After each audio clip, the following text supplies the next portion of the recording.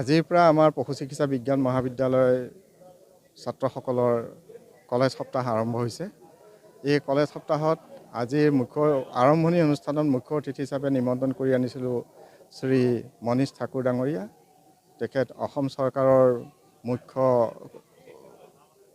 সচিব আৰু আয়ুক্ত পশুপালন আৰু পশু চিকিৎসা বিভাগৰ। আৰু আমি সন্মানীয় অতিথি হিচাপে নিমন্ত্ৰণ কৰি আনিছিলোঁ শ্ৰীযুত প্ৰণয় বৰদলৈ, যাক সকলোৱে জানে। তেখেত NETV consulting editor and also' সমাজসেৱা আৰু তেখেতৰ পৰ্বতাৰোহণৰ কাৰণে তেখেত বিখ্যাত। আমাৰ এই 4দিনীয়া কাৰ্যসূচীত আমি খেলা ধূলাৰ পৰা আৰম্ভ কৰি গান, নাচ আৰু বক্তৃতা প্ৰতিযোগিতালৈকে সকলোখিনি আমি সামৰি লৈছোঁ। আৰু এই অনুষ্ঠানৰ যোগেদি আমি ছাত্ৰ ছাত্ৰীসকলৰ তৰফৰ পৰা তেখেতসকলৰ যিটো সুপ্ত প্ৰতিভা, সেই প্ৰতিভাটো বিকশিত কৰিবৰ কাৰণে প্ৰচেষ্টা অব্যাহত ৰাখিছোঁ।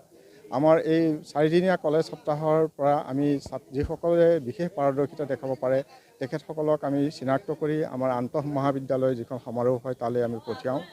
তাৰোপৰি আমাৰ সৰ্বভাৰতীয় পৰ্যায়ত কৃষি বিশ্ববিদ্যালয় পৰ্যায়ত আমাৰ প্ৰতিযোগিতা আৰম্ভ হয়। সেই প্ৰতিযোগিতালৈ আমাৰ এই ইয়াৰ পৰা গৈ যিসকলে আন্তঃ মহাবিদ্যালয় খেলে, আন্তঃ মহাবিদ্যালয়ত যিসকলে বিশেষ পাৰদৰ্শিতা দেখাব পাৰে সেইসকলক আমি সৰ্বভাৰতীয় পৰ্যায়ত যি আন্তঃ কৃষি বিশ্ববিদ্যালয় খেল সমাৰোহ হয় তালৈ পঠাওঁ। আৰু আমাৰ ছাত্ৰ ছাত্ৰীসকলে তালৈ গৈ বিশেষভাৱে পাৰদৰ্শিতা লাভ কৰিছে।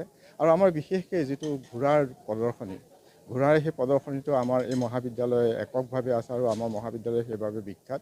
আৰু আপোনালোকে জানে যে প্ৰতি বছৰে ভাৰতৰ গণতন্ত্ৰ দিৱসত 26 জানুৱাৰী গণতন্ত্ৰ দিৱসত দিল্লীত যিটো পেৰেড হয়, আমাৰ ইয়াৰ পৰা ছাত্ৰসকলে গৈ তাত অংশগ্ৰহণ কৰে।